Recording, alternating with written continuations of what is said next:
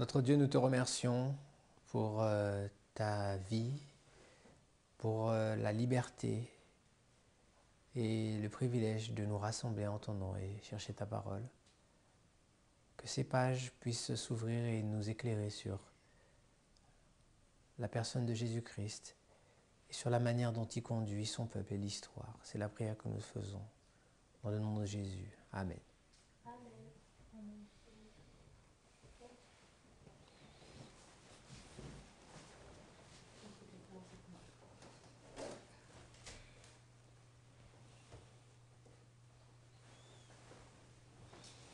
Nous nous étions arrêtés sur le rêve de William Miller, dans premiers écrits à la page 82 à 84.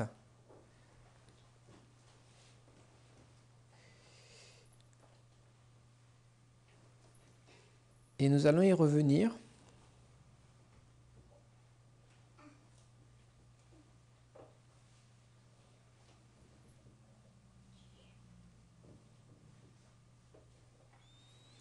Donc, la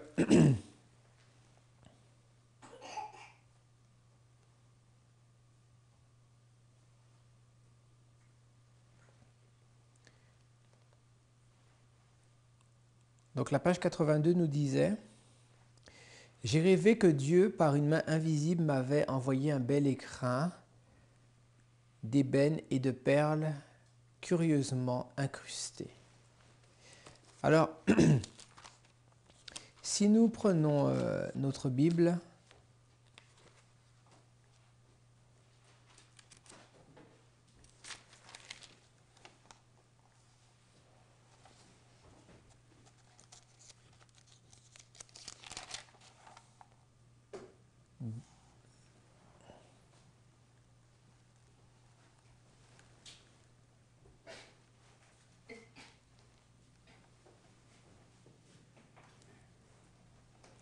dans Matthieu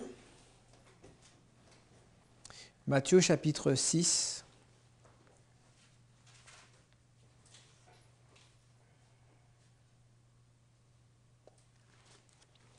au verset 20,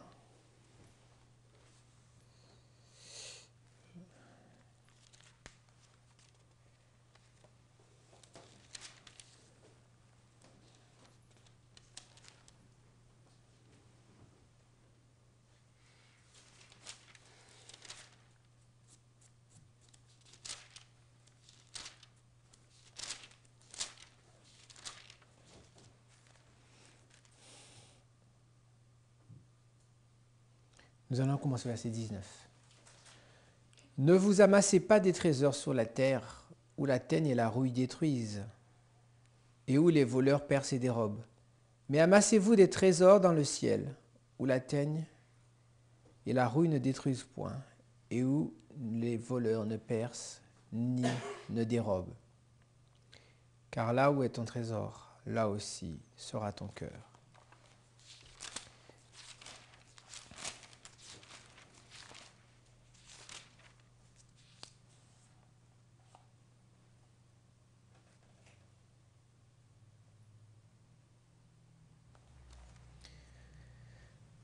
Le trésor dans la Bible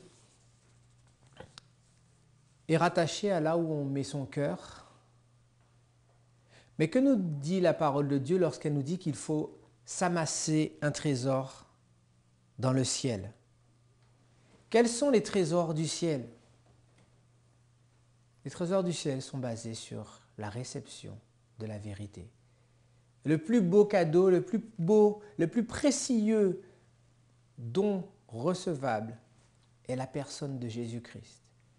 Et lorsque la Bible nous conseille de nous amasser des trésors dans le ciel, elle nous conseille de bâtir sur Jésus-Christ, d'investir notre énergie, notre temps, nos talents pour Jésus-Christ, en Jésus-Christ. Et lisons ensemble Matthieu chapitre 13.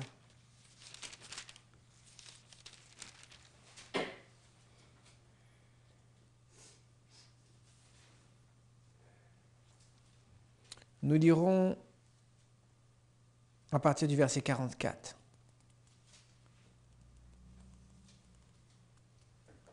Le royaume des cieux est encore semblable à un trésor caché dans un champ. L'homme qui l'a trouvé le cache, et dans sa joie, il va vendre tout ce qu'il a et achète ce champ. Le royaume des cieux est encore semblable à un marchand qui cherche de belles perles. Il a trouvé une perle de grand prix et il est allé vendre tout ce qu'il avait et l'a acheté. Que ce soit la perle ou que ce soit le trésor, lorsque l'homme la reçoit, il se dépossède de tout ce qu'il a afin de pouvoir la posséder. Et les perles et les joyaux qui étaient représentés dans le rêve de Miller, ce sont des vérités, des trésors liés au royaume des cieux. Alors, dans la version anglaise, les dimensions qui sont données à cet écrin, sa dimension est 360. 6 par 6 par 10. Si je ne dis pas de bêtises, voilà ce qu'il dit.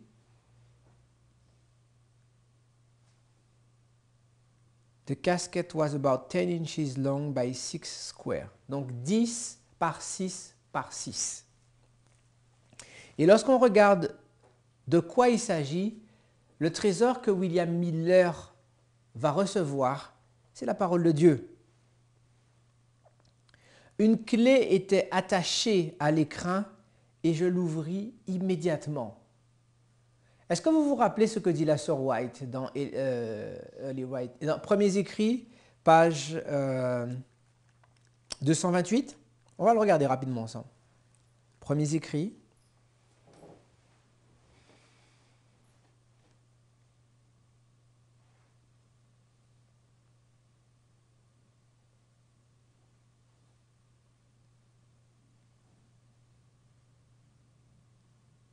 C'est 229, excusez-moi. Dieu envoya son ange pour agir sur le cœur d'un fermier qui ne croyait pas à la Bible et l'amena à étudier les prophéties. Les anges de Dieu visitèrent maintes fois cet homme pour ouvrir son intelligence, afin qu'il comprenne les prophéties qui jusque-là étaient obscures pour le peuple de Dieu. Il découvrit les différentes chaînes prophétiques et il les étudia les unes après les autres, jusqu'à ce qu'il fût rempli d'admiration pour la parole de Dieu. Il y trouvait un ensemble de vérités merveilleuses. Cette parole qu'il avait considérée comme n'étant pas inspirée étalait maintenant devant lui toute sa beauté et sa gloire. Il comprit qu'un passage de l'Écriture en explique un autre, et lorsqu'un verset était fermé à son intelligence, il en découvrait l'interprétation dans un autre. La parole de Dieu devint alors sa joie, lui inspirant le plus profond respect, presque de la révérence. En étudiant les prophéties, il découvrit que bien à leur insu, les habitants de notre globe vivaient les dernières scènes de l'histoire du monde. Quelle a été la clé qui a permis à William Miller de débloquer le trésor de l'Écriture?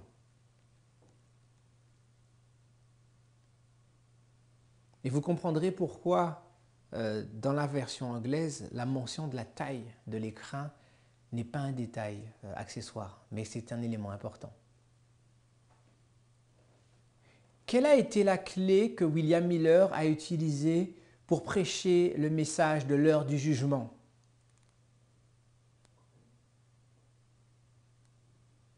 Il a utilisé 14 règles d'interprétation biblique.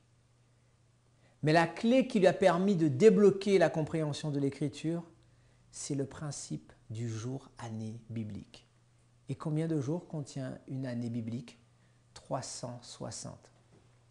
L'écrin qu'il reçoit, qui a une taille de 10 par 6 par 6, à laquelle est attachée une clé pour l'ouvrir, c'est la compréhension de l'Écriture.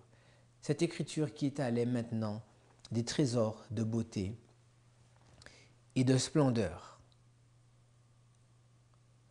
Émerveillé par la beauté et la valeur du contenu de cet écrin, je pensais qu'il était de mon devoir de ne pas en jouir seul, Je le plaçais donc sur une table au milieu de ma chambre et demandais à tous ceux qui le désiraient de venir admirer ce que jamais œil humain n'avait contemplé. Jamais œil humain n'avait contemplé ces choses-là, car d'après ce que dit Premiers Écrits à la page 229, il comprit des passages de l'Écriture qui jusque-là avaient toujours été bloqués à la compréhension des êtres humains. Les gens commencèrent à arriver, peu nombreux d'abord, puis augmentant petit à petit jusqu'à ce qu'il y ait foule. Est-ce que vous vous rappelez que lorsque Miller commence ces séries de prédications, le mouvement millerite est tout à fait confidentiel. Quelques dizaines, tout au plus quelques centaines, disséminées au travers la région de Portland dans le Maine. Mais au fur et à mesure que Dieu amplifiait et appuyait le message de William Miller, de plus en plus de gens sont venus rejoindre les rangs des millerites. Jusqu'au moment où il y a eu une foule. Lorsque le principe du jour année biblique s'est avéré valide, le 11 août 1840, la prophétie qui annonçait la chute de l'Empire ottoman, lorsque la sixième trompette, le deuxième malheur, rentre dans l'histoire, à ce moment-là, les foules comprennent que le principe d'interprétation biblique de William Miller est correct. Car c'est en calculant la prophétie d'Apocalypse chapitre 9, 391 années et 15 jours, les chevaux qui étaient préparés pour le jour, le mois, l'heure et l'année, le décèlement de cette prophétie est basé sur la compréhension qu'un jour biblique est égal à une année prophétique. Ok? Et donc les gens viennent et les rangs des millerites commencent à gonfler. Puis chacun voulut les toucher. Il les sortit de l'écrin et il y en eut bientôt un peu partout sur la table. Et effectivement, les millerites, ils ont présenté des trésors de vérité au monde. Regardons que la prophétie dont nous venons de parler, ce n'est pas William Miller qui en a fait l'exposition, c'est Josiah Licht. Samuel Snow va être l'homme qui va pousser le cri de minuit en 1844. Donc des hommes d'horizons divers vont s'unir pour exposer et partager et mettre ces bijoux, ces diamants, ces rubis, ces saphirs sur la table.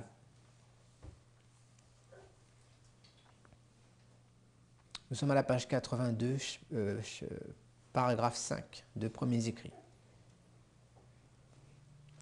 Je me dis alors que le propriétaire de cet écrin me les réclamerait, et si je permettais qu'on disperse ainsi toutes ces choses de prix, je n'arriverais jamais à les remettre en place, ni à remplacer celles qui pourraient manquer.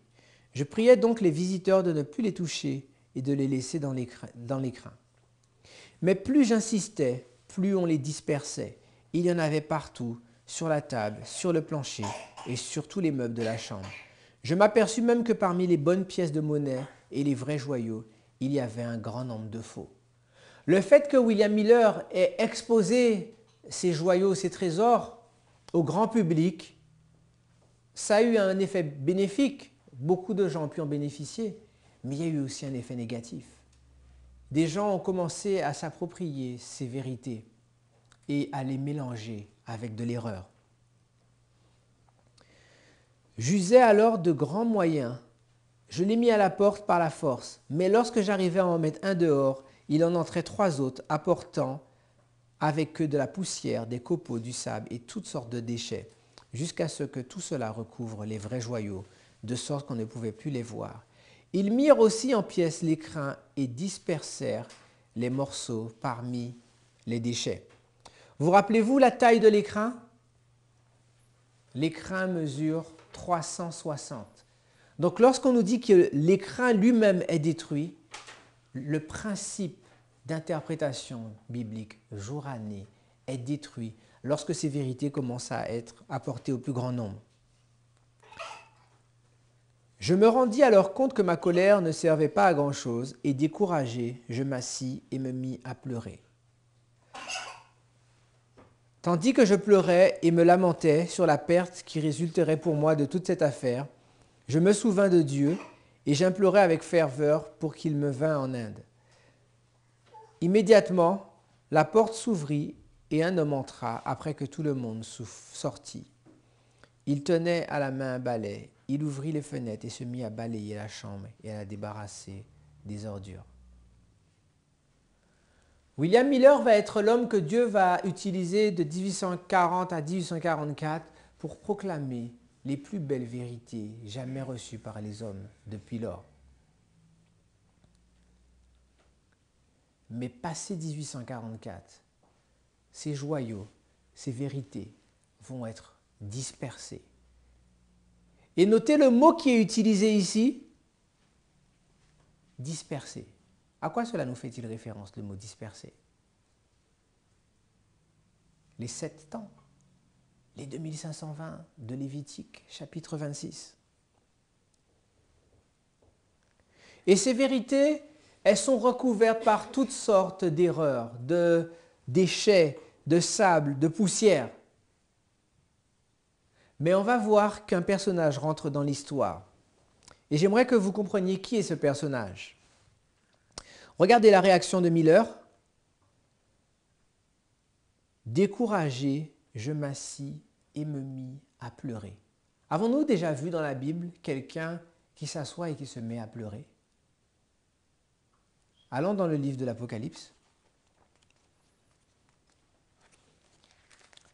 Apocalypse, au chapitre 5.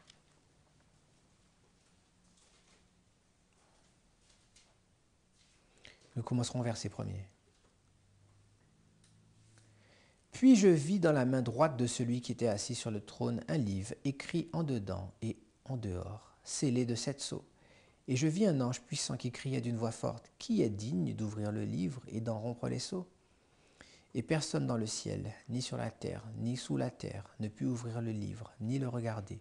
Et je pleurais beaucoup de ce que personne ne fut trouvé digne d'ouvrir le livre, ni de le regarder. Il y a un principe d'interprétation biblique qui est que lorsque un prophète commence à interagir avec une vision, c'est une illustration du peuple de Dieu à la fin du monde. Rappelons-nous que Jean, dans le chapitre 10 d'Apocalypse, il va recevoir l'ordre de manger et d'avaler un livre. Vous vous rappelez de cela? Ce livre va avoir un double effet, un effet doux dans le palais, mais amer dans les entrailles. En effet, c'était une préfiguration de l'expérience qu'allait rencontrer la troupe millérite. Une expérience douce grâce à la reconnaissance de la validité de leurs principes d'interprétation biblique, mais une déception amère le 22 octobre 1844. Et cet ordre que reçoit Jean, Ézéchiel l'avait reçu pareillement. Dans Ézéchiel chapitre 2, vers la fin du chapitre 2 et début du verset 3. Donc lorsque le prophète interagit avec la vision, lorsque on lui demande d'agir, de mener une action dans la vision, c'est un type, un symbole du peuple de Dieu à la fin du monde. Et lorsque nous voyons Jean pleurer dans Apocalypse 5, de ce que personne ne peut ouvrir le livre, Jean est un symbole du peuple millérite, mais aussi des 144 000 à la fin du monde. La réaction de Miller est similaire à celle de Jean dans le chapitre 5 de l'Apocalypse. Il se met à pleurer car il se rend compte que personne n'est capable de faire le nettoyage entre les précieuses perles et les déchets qui s'y sont accumulés. Tandis que je pleurais et me lamentais sur la perte qui résulterait pour moi de toute cette affaire, je me souviens de Dieu et j'implorai avec ferveur pour qu'il me vînt en aide. Immédiatement la porte s'ouvrit et un homme entra après que tout le monde fut sorti. Il tenait à la main un balai, il ouvrit les fenêtres et se mit à balayer la chambre et à la débarrasser des ordures. Qui seul est capable de faire la différence entre le bon grain et l'ivraie? Qui seul est capable de purifier le temple? Qui seul est capable de montrer la différence entre la vérité et l'erreur? Cet homme au balai n'est rien d'autre que Jésus-Christ lui-même.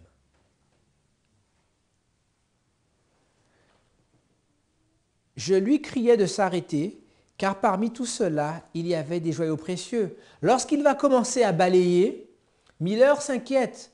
Il s'inquiète de ce que les joyaux ne soient mélangés aux ordures et qu'en passant le balai, le nettoyeur céleste puisse jeter la vérité par terre. Mais regardez quelle réponse lui est donnée. Il me répondit, « Ne crains rien, j'en prendrai soin. » Qui est le seul qui est capable de dire « Ne crains rien, je suis aux commandes. Ne crains rien, je prendrai soin. » C'est celui qui est décrit dans l'Apocalypse comme étant le lion de la tribu de Juda. Et alors qu'il balayait, la poussière, le sable, les faux joyaux et les fausses pièces s'envolèrent par la fenêtre comme une fumée emportée par le vent. Pendant ce remue-ménage, je fermai les yeux un instant. Quand je les rouvris, les faux joyaux avaient tous disparu. Essayons de mettre ça d'une manière chronologique. Dans le début de ce songe, William Miller reçoit cet écrin rempli de précieuses perles, de pierres, de toutes sortes de trésors. Et la clé qui permet d'ouvrir cet écrin, c'est le principe du jour année biblique, 360, 10 par 6 par 6. Mais alors qu'il présente ces vérités au monde, alors qu'il les a rassemblées, après 1844, ces vérités sont dispersées. Alors que le temps du rassemblement avait sonné entre 1798 et 1844, après 1844, il va y avoir de nouveau un temps de dispersion. Et lorsque Miller se rend compte de ce temps de dispersion, il a la même attitude que Jean dans le livre d'Apocalypse 5. Il va pleurer. Et en réponse à ses pleurs, la même solution va être apportée. Ne crains rien, car le lion de la tribu de Juda, dans l'Apocalypse 5, mais Christ lui-même le déclare dans Premiers Écrits, ne crains rien, j'en prendrai soin. Post-1844, toutes sortes d'erreurs, toutes sortes de déchets viennent s'ajouter aux vérités et aux fondements qui avaient été posés par les pionniers de l'adventisme. Et nous pouvons lire ensemble Premiers Écrits à la page 259.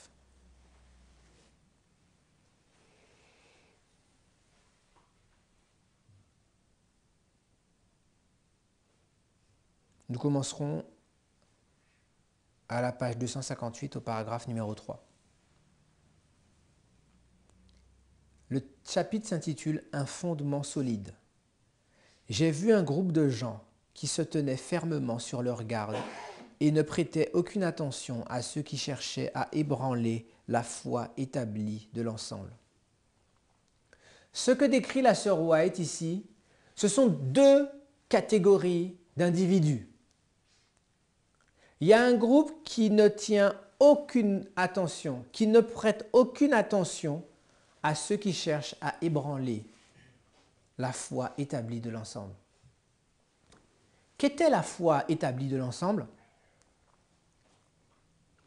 Le Seigneur les regardait d'un œil approbateur, ceux qui ne portaient pas attention à ceux qui essayaient de les déstabiliser. Il me fut montré 3 marches qui conduisaient à une plateforme et représentaient les 3 messages, du premier, du second et du 3e ange. L'ange qui m'accompagnait me dit, « Malheur à celui qui retranchera la plus minime partie de ces messages. Leur véritable signification est d'une importance vitale, la destinée des âmes dépend de la manière dont ils sont reçus. Qu'était-ce dans ce contexte alors la foi établie de l'ensemble dans la terminologie de la sœur White? C'était les 3 marches qui conduisaient à la plateforme représentant le message du premier, du deuxième et du troisième ange. Et lors de la prédication du message du premier et du deuxième ange, quel était le fondement, la plateforme même de ce message?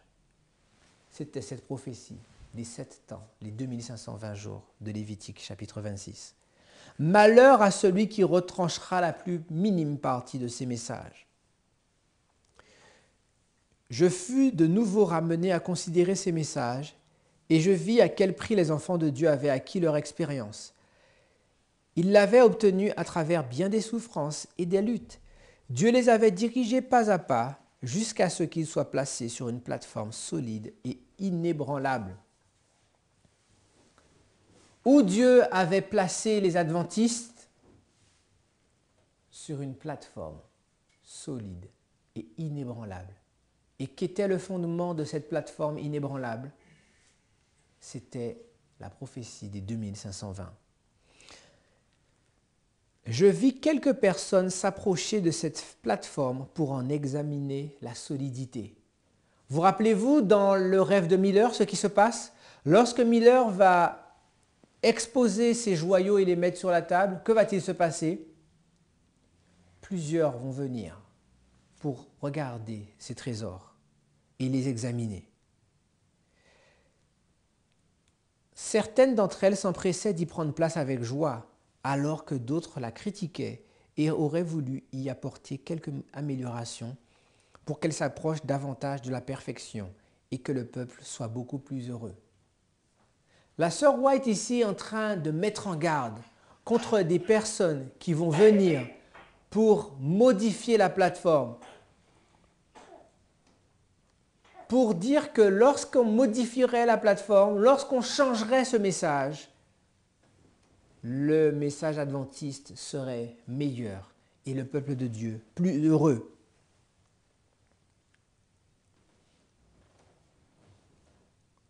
D'aucuns en descendaient pour l'examiner et la déclaraient mal posée. Certains se sont mis à déclarer que la plateforme, le fondement, avait été mal posé. Et ce sont ces personnes qui, dans le rêve de Miller, vont commencer à mélanger les joyaux avec des déchets. Mais je vis que presque tous se tenaient fermement sur cette plateforme et suppliaient ceux qui en étaient descendus de cesser leurs plaintes, car Dieu en était le grand architecte, et c'était lui qu'ils critiquaient et qu'ils combattaient. Il leur racontait comment le Seigneur les avait amenés sur cette ferme plateforme, et élevant ensemble les yeux au ciel, ils louaient Dieu à haute voix. Quelques-uns de ceux qui s'étaient plaints et avaient quitté la plateforme furent touchés, et ils reprirent humblement leur place.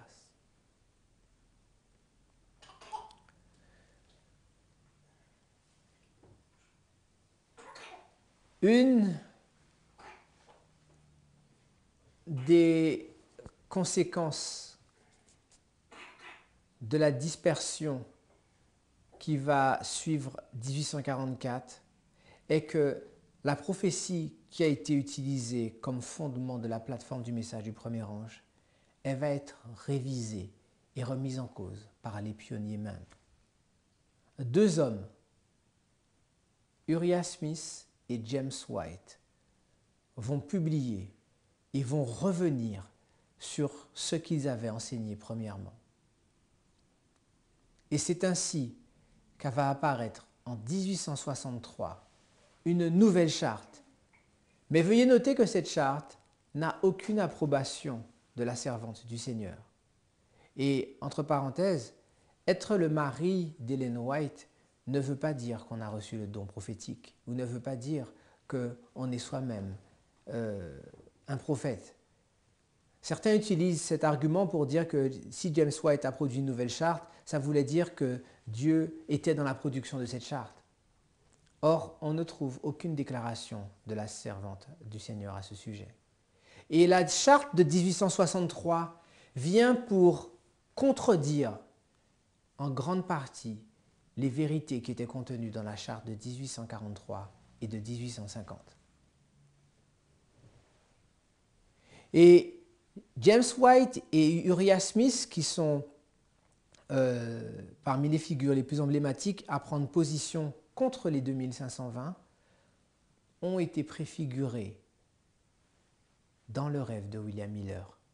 Lorsqu'il voit ces personnes qui vont mélanger les vérités reçues avec des erreurs, c'est de cette vision-là dont il s'agit. Lorsque nous en revenons au 2520, on se rend compte que Christ est réellement l'alpha et l'oméga. Dans le chapitre d'Ésaïe 7, nous avons vu que les deux lignes de 2520 sont parfaitement valides, car il y en avait une attribuée aux lignées des tribus du nord et une attribuée aux lignées du sud. Nous voyons aussi que c'est dans un contexte de guerre civile que cette prophétie datant le départ des 2520 est donnée.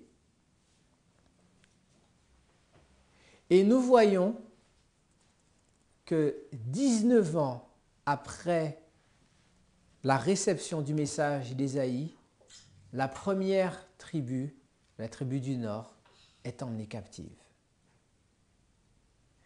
Si nous faisons un graphique, un diagramme, nous allons nous rendre compte que tous ces éléments dont nous venons de parler dans Ésaïe chapitre 7, nous les retrouvons dans l'histoire des Millérites.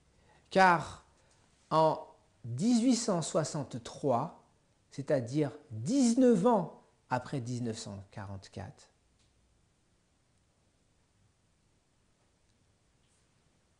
dans un contexte de guerre civile, la guerre entre le Nord et le Sud aux États-Unis, le peuple adventiste va s'organiser en église. Et en faisant cela, en s'organisant en tant qu'église, une des choses qui va se passer en trame de fond de cette histoire, c'est que on va faire un révisionnisme qui va effacer certaines des vérités les plus précieuses confiées aux adventistes. Et une chose de notable qu'on peut voir dans la charte de 1863, c'est que non seulement les 2520 sont retirés de la charte de 1863, mais toute indication, je dirais écrite, est retirée. 1863 est une charte muette.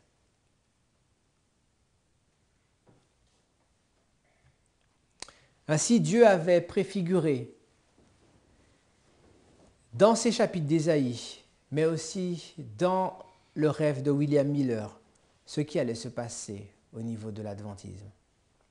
Mais la bonne nouvelle, c'est que lorsque William Miller va commencer à pleurer et de se rendre compte qu'il n'est pas possible de rassembler toutes ces vérités, c'est à ce moment-là que Jésus-Christ intervient pour rassembler et étendre sa main une fois de plus.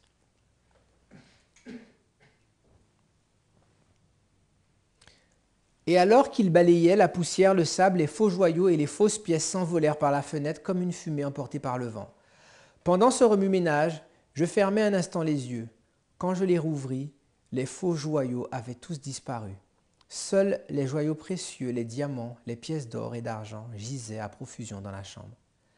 L'homme mit sur la table un écrin beaucoup plus grand et beaucoup plus beau que l'autre, et y rangea les joyaux et les pièces, sans rien omettre, bien que quelques diamants n'avaient pas été plus grands qu'une tête d'épingle. Que va-t-il faire? L'écrin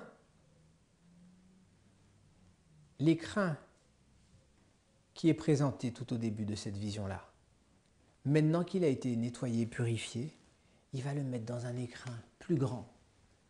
Qu'était ce premier écrin dont nous avons parlé au départ? C'était la Bible et le principe d'interprétation jour-année biblique. Quel est ce plus grand écrin? dans lequel la Bible va être mise. Nous comprenons par le contexte ici qu'il s'agit de l'esprit de prophétie. Lorsque nous mettons l'esprit de prophétie à côté de la Bible, les vérités qu'elle nous révèle sont beaucoup plus grandes, beaucoup plus éclairées. Non pas qu'elle les remplace, non pas qu'elle diffère, mais elle donne un éclairage plus grand. Et les vérités contenues dans le premier écrin se retrouvent avec un éclat 10 fois plus brillant qu'auparavant. Il m'appela pour venir voir ce qu'il avait fait. Je regardais dans l'écrin et mes yeux furent éblouis. Tout cela brillait 10 fois plus qu'auparavant. Je pensais alors que les joyaux avaient été polis par le sable et les pieds des méchantes personnes qui les avaient disposés sur le plancher. Ils étaient bien arrangés dans l'écrin par cet homme, chacun à sa place et sans peine visible. Je poussai un cri de joie et ce cri me réveilla. Donc vous voyez succinctement tout ce qu'on peut voir en rapport avec les 2520. Les 2520 sont à la base de tous les temps prophétiques de la Bible, puisque c'est la plus longue période prophétique donnée. Mais les 2520 ont un rôle particulier dans l'histoire de l'Église adventiste. Car d'après le songe de William Miller, lorsque cette vérité revient à la surface, après avoir été dispersée, après avoir été mélangée avec les erreurs, les déchets, toutes sortes de fausses interprétations, lorsque cette vérité revient à la surface, nous savons que c'est l'œuvre de Michael, l'œuvre du lion de la tribu de Juda, qui est en train de procéder à un nettoyage pour montrer aux étudiants de la prophétie les réalités de la dispersion et du rassemblement de l'Israël moderne.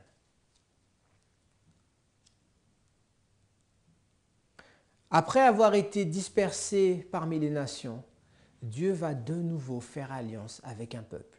Ce peuple sur qui son nom est invoqué.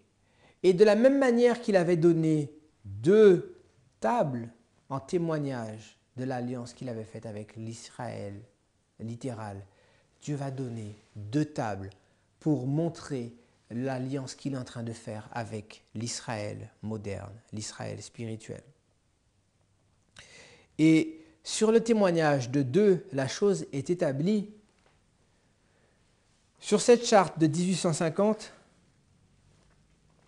vous verrez que tout en haut, la première date reste la même, 677, attachée au texte de 2 Chroniques, 33, verset 11. Et voilà ce qu'il dit comme commentaire. Les 7 temps de Lévitique 26 commencent. Donc lorsque Dieu va ordonner la réalisation de cette charte, la compréhension des 7 temps de Lévitique 26 est maintenue. Et dans cette partie-là, inférieure droite, il y a l'explication des 7 temps. Une année prophétique de 360 jours, dénotant une année, 7 temps, 7 fois 300. 7 fois 360 est égal à 2520. Voilà ce que nous pouvions dire sur la prophétie des 7 temps ou des 2520 jours.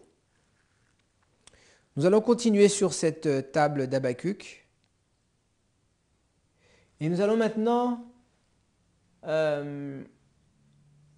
nous attacher à cette prophétie-là. Daniel chapitre 12, versets 11 et 12. Allons ensemble.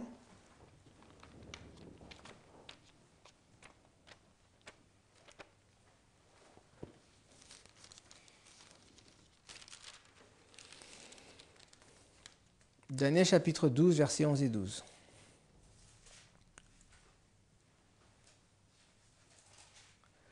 Depuis le temps où cessera le perpétuel et où sera dressée l'abomination du dévastateur, il y aura 1290 jours.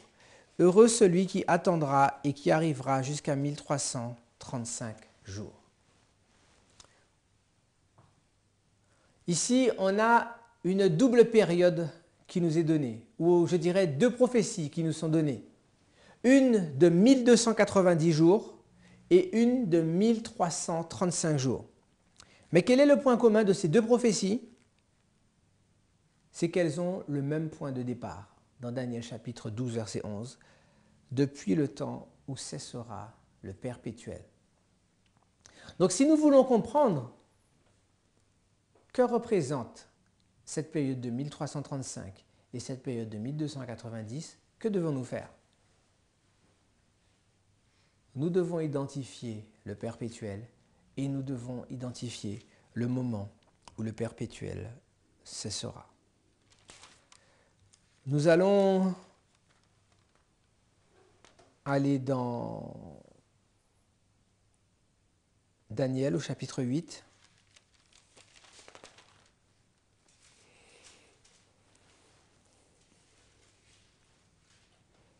Et nous allons lire à partir du verset 9.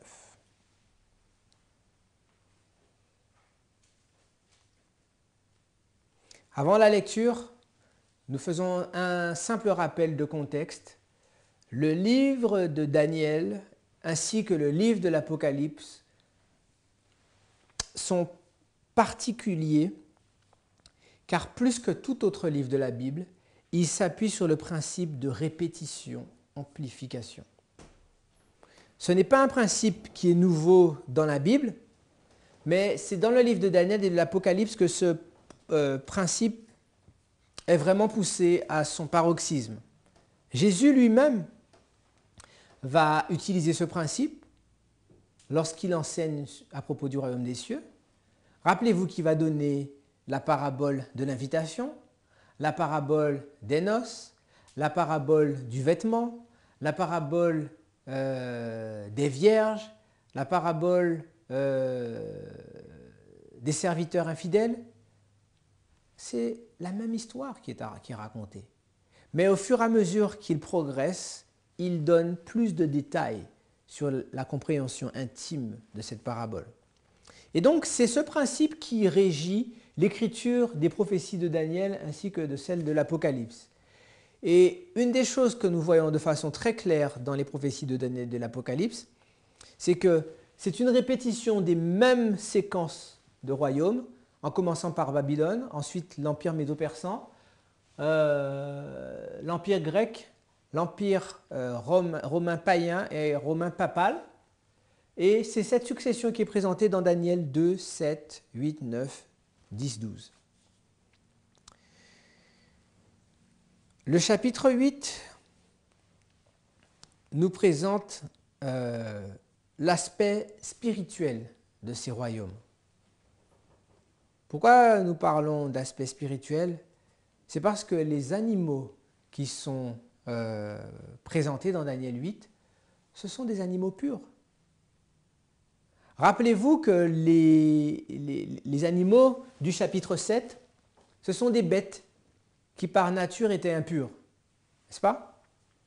Le lion, l'ours, le léopard, c'étaient des animaux que le Lévitique déclarait comme impurs. Et ne parlons même pas du quatrième animal qui n'a pas de nom, car il est indescriptible. Mais lorsqu'on regarde le chapitre 8, on retrouve des animaux qui sont attachés au service du sanctuaire, un bouc et un bélier. Et vous comprendrez un petit peu plus loin, encore plus, pourquoi je parle de l'aspect religieux. Nous avons affaire à l'aspect religieux tout en comprenant que c'est la contrefaçon de l'évangile qui est présenté ici. Car ces bêtes, tout en étant des bêtes déclarées pures par le Lévitique, est-ce qu'elles étaient acceptables pour des sacrifices? Non, car on devait donner des animaux sans défaut. On va trouver une bête avec une corne plus grande que l'autre. C'est bien ça, hein? Le bélier, une de ses cornes, elle est plus grande que l'autre.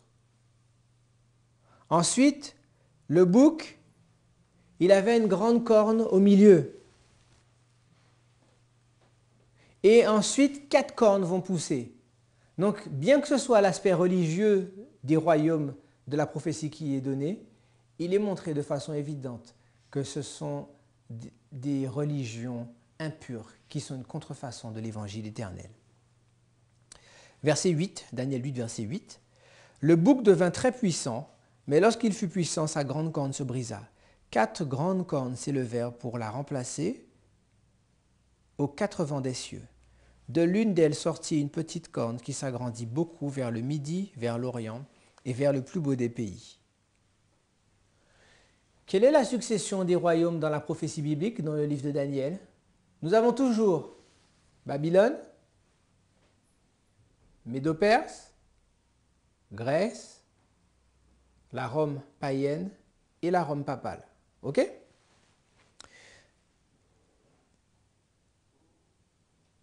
Dans le chapitre 8, Babylone n'est pas mentionné. On arrive tout de suite au royaume médo-perse. Mais nous suivons la même séquence que précédemment. Nous avons les médo-perses, les Grecs. Par conséquent, nous devons retrouver la Rome païenne et ensuite la Rome papale. De l'une d'entre elles sortit une petite corne qui s'agrandit beaucoup vers le midi, vers l'Orient et vers le plus beau des pays.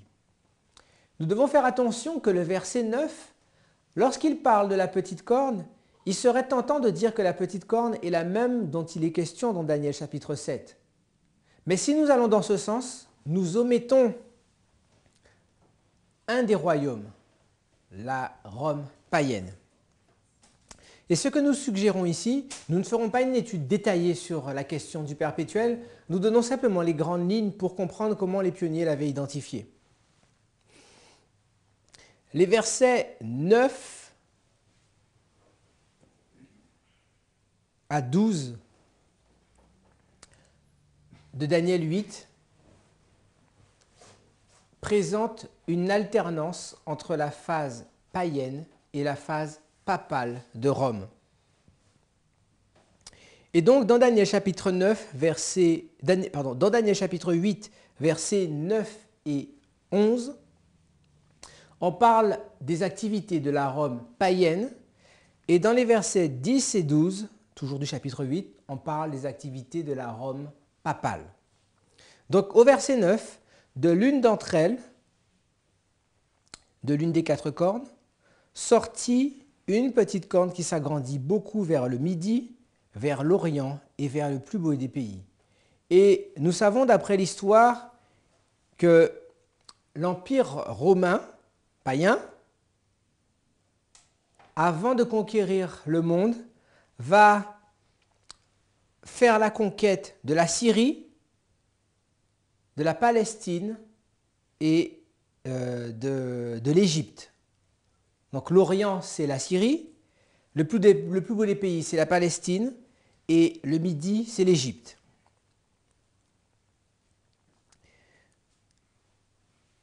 Donc ça, c'est le verset 9. Le verset 10, « Elle s'éleva jusqu'à l'armée des cieux, elle fit tomber à terre une partie de cette armée et des étoiles, et elle les foula. » Ici, dans le verset 10, nous sommes en train de parler des activités de la Rome papale. Comment la Rome papale va s'élever jusqu'à l'armée des cieux? C'est qui l'armée des cieux dans la Bible?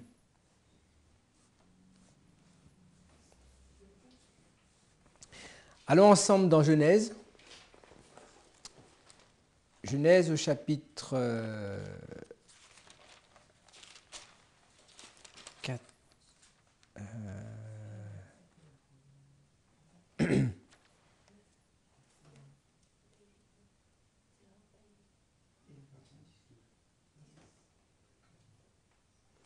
C'est Genèse au chapitre 15. Nous lirons les versets 1 à 6.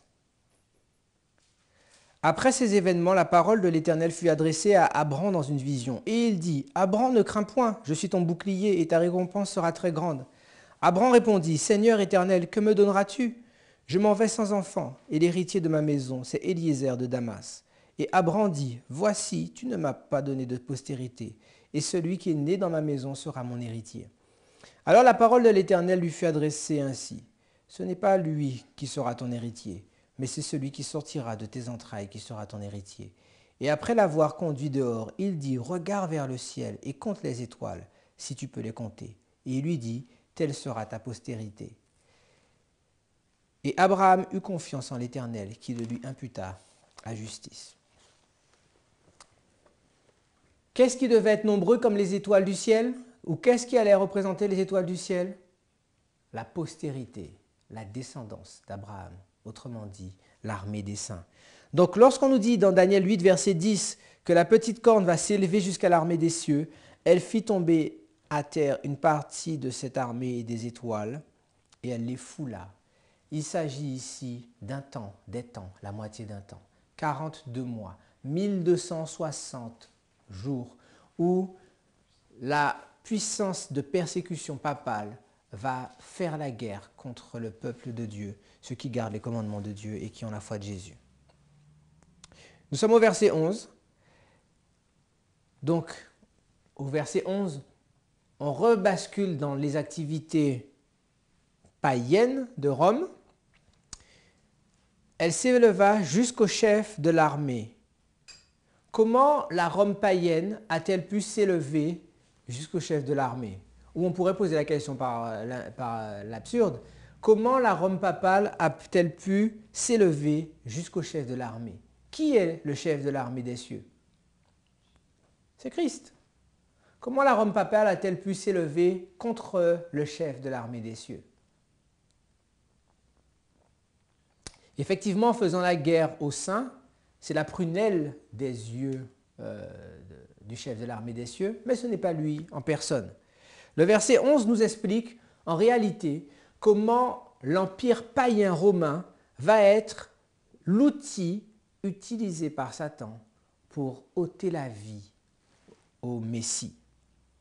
Ce sont en effet les soldats romains qui ont cloué et percé les flancs de notre Sauveur.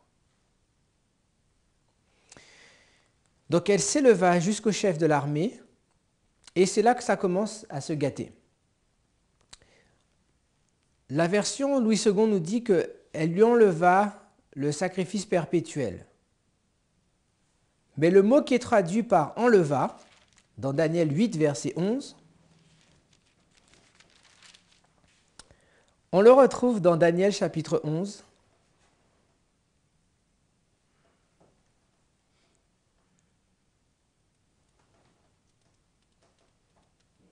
au verset 36. Le roi fera ce qu'il voudra, il s'élèvera et se glorifiera au-dessus de tous les dieux. Le mot traduit dans le verset 11 de Daniel 8,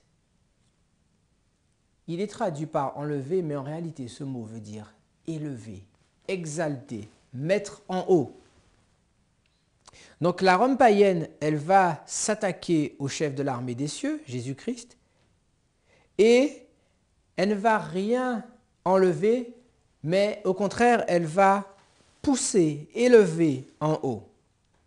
Ensuite, que va-t-elle élever? Elle va élever le perpétuel. Et pourquoi je vous dis qu'elle élève le perpétuel?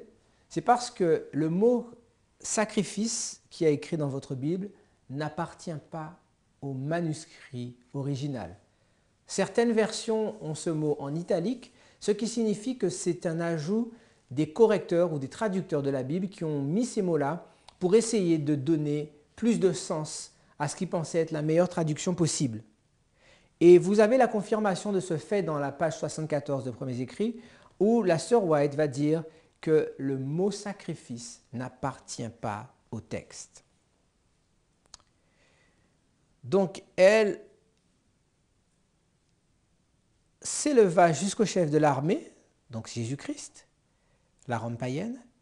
Elle va exalter le perpétuel et va renverser le lieu de son sanctuaire. Le sanctuaire dont il est question ici est le mot hébreu mikdash. Et ce mot peut être utilisé en rapport avec les choses sacrées comme il peut être utilisé pour les choses profanes. Dans la Bible, il y a principalement deux mots pour transcrire le mot sanctuaire. Il y en a un, c'est Kodesh, et l'autre, c'est Mikdash. Et il y en a un qui est toujours rattaché à ce qui est sacré, que ce soit de manière céleste ou de manière terrestre. Ça, c'est Kodesh. Et il y en a un qui peut aussi bien faire référence à ce qui est sacré, un lieu de culte sacré, que ce soit un lieu profane ou un lieu saint. Lorsqu'on parle de la maison de Dagon, la maison du dieu des Philistins, c'est quelque chose qu'on peut attacher à Mikdash, par exemple. Donc, le sanctuaire dont il est question ici n'a rien à voir avec le sanctuaire saint ou le sanctuaire sacré de l'Éternel, mais il s'agit en réalité du Panthéon, qui est la maison des dieux romains.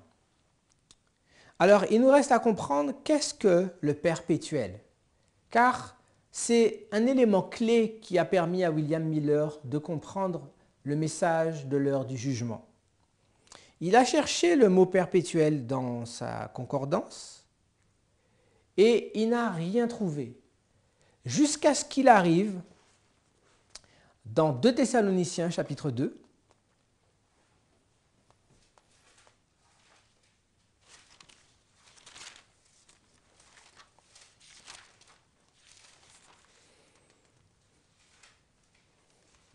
Pour ce qui concerne l'avènement de notre Seigneur Jésus-Christ et notre réunion avec lui, nous vous prions, frères, de ne pas vous laisser facilement ébranler dans votre bon sens et de ne pas vous laisser troubler, soit par quelque inspiration, soit par une parole ou par une lettre qui semblerait venir de nous, comme si le jour du Seigneur était déjà là.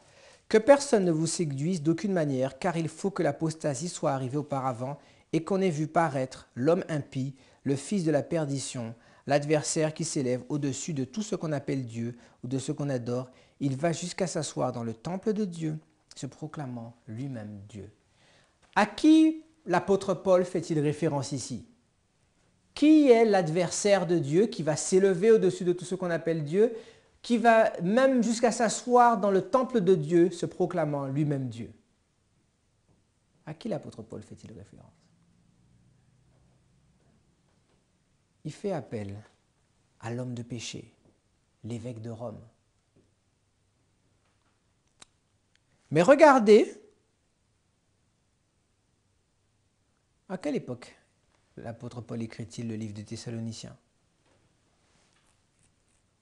Nous sommes dans le 1er siècle de l'ère chrétienne. Est-ce que le système vaticaniste est déjà au point? Non. Donc l'apôtre Paul est en train de donner une vision du futur. Il est en train de leur dire, vous pensez que le jour du Seigneur est proche et qu'il est sur le point de venir, mais ce jour-là ne peut pas arriver, car avant, il faut que l'homme de péché soit révélé. Et regardez ce qu'il va dire. Verset 7. Car le mystère de l'iniquité agit déjà. Il faut seulement que celui qui le retient encore ait disparu. Et alors paraîtra l'impie que le Seigneur Jésus détruira par le souffle de sa bouche et qu'il écrasera par l'éclat de son avènement. L'apôtre Paul est en train de dire que l'homme de péché va paraître, mais quelque chose l'empêche de paraître aujourd'hui, au moment où il écrit. Qu'est-ce qui empêche le système vaticaniste d'arriver au trône des affaires du monde? C'est le paganisme. Tant que le paganisme est la religion officielle de l'Empire romain, les dogmes de la Rome papale ne peuvent pas être imposés. Et la religion catholique ne peut pas être embrasée par tous les citoyens de l'Empire romain. Et lorsque William Miller fait le rapprochement entre ces deux textes, il comprend immanquablement que le perpétuel représente le paganisme. Et c'est la base de leur compréhension de toutes les prophéties de Daniel et de l'Apocalypse. Vous pouvez voir que le distinguo est toujours fait entre la Rome païenne et la Rome papale. La Rome païenne, la Rome papale. Et ce schéma, bien entendu, est repris sur la charte de 1850.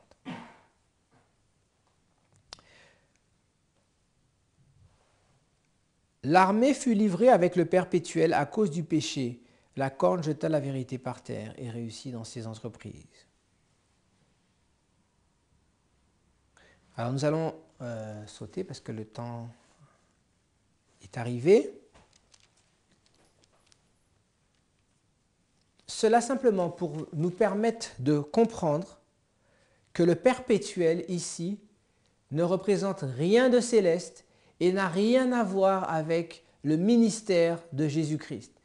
Le perpétuel est une entité satanique qui est le paganisme. Et ce paganisme est la religion qui domine l'Empire.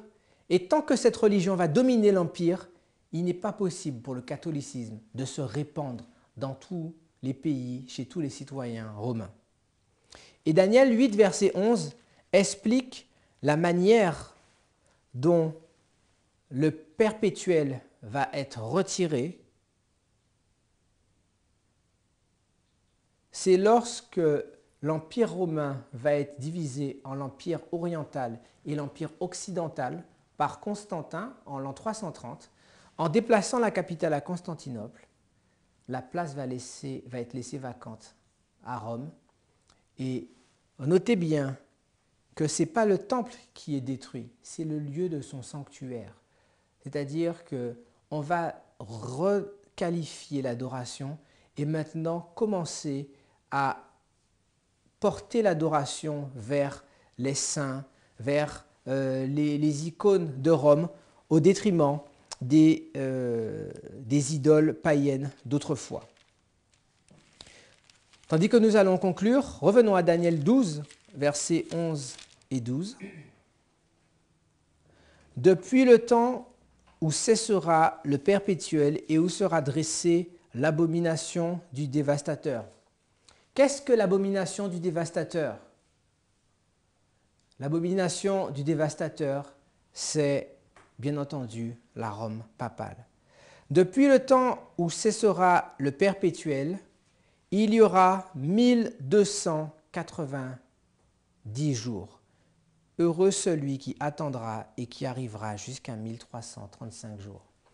Vous verrez que sur cette charte, 508 correspond à l'année où le perpétuel est retiré de l'Empire.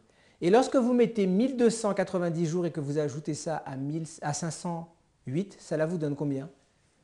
1798. Et lorsque vous prenez 1335 et que vous ajoutez à ces 508, cela vous donne 1843. La glorieuse manifestation de Dieu, le message du premier et du deuxième ange, répété encore et encore. Ces vérités doivent être proclamées, ces vérités doivent être notre message. Et rien ne doit être autorisé à retirer ces vérités qui ont été données par Dieu comme fondement au mouvement adventiste. Prions ensemble.